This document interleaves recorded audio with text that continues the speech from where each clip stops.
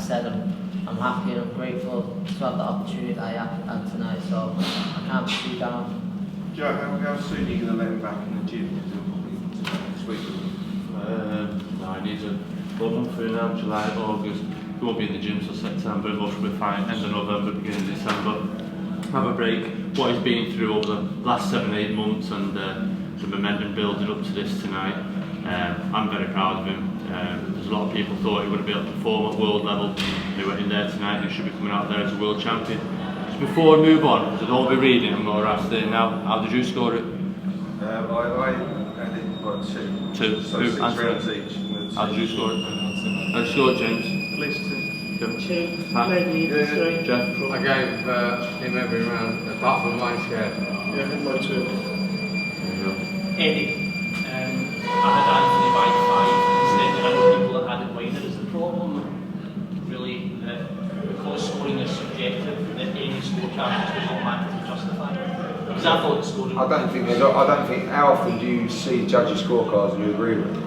So again, that's why they are subjective, No, isn't it? I'm not saying that. Sometimes you see a scorecard like 116, 111, for example, and you go, yeah, it's about right.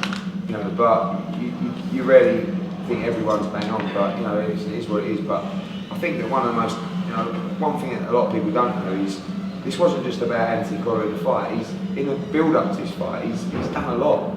He's done a lot of media. There's been a lot of expectation. There's been a weight of the city on him. And I think at times, particularly like 9, 10, 11 and 12, he was probably more tired than he thought he was going to be because of the nervous energy. When he was in the ring, Michael Buffer, it's all like that. That takes it out of you before the bell even goes. And even in the build-up to his fight, in London, Sky, here, there, all his training's been bang on. So, he did really well because at times, in the late part of this fight, I thought he's really tired now. And I know he was fit as a fiddle. But he's had a lot of pressure on him in this fight. Did you feel that coming into the ring? Yeah, we'll get a copy. Pressure is, yeah, it was pressure, and like, as just said, it's like, people was like texting me and stuff and saying it was like, the print works and all the pubs was packed out, and it was like, first time sort of since the Ricky Hatton days, it was like that, and honestly, I'm just taken back by it all, just thinking, why was it coming out for me like that, and it was just a big occasion, and like I said then, yeah, I did feel like at the city, and hopefully I've done them proud and they'll come out again. You hit Perez with a big shot in the second round. How hurt do you think it was? They was definitely hurt, but I think it come out right to the bell went not long after, didn't he? And he covered on fair play to Perez as well. He finished strong, so I felt he was tired, but he dug in himself. Was he before Christmas? Yeah, definitely. He's go and have a chat with Joe tonight and see if he'll let me back in the gym a bit earlier than he just said. Yeah, I think we have to build on the momentum. I mean, the first thing is we try and get WBA to order a rematch. If they say no, then we try and just pay him even more money to come, which is not a problem, because he could headline on his own in here and sell the arena out in that fight. So, that's what we want. And there's other options in the lightweight division, but he's just beaten Perez, so why not, try and do it again. Eddie, what do you put in company with Flanagan? Yeah, I mean, that'd be a fight.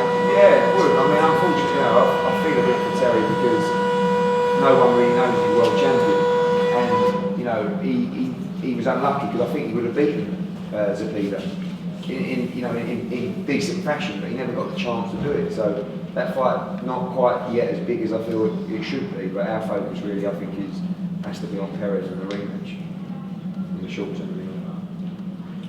And you didn't feel any effects of today when you finally doing 12 rounds on your ankle or your head or anything? No worries at all in the ring? No, honestly, I think I took a few decent shots in there, and there was no sign of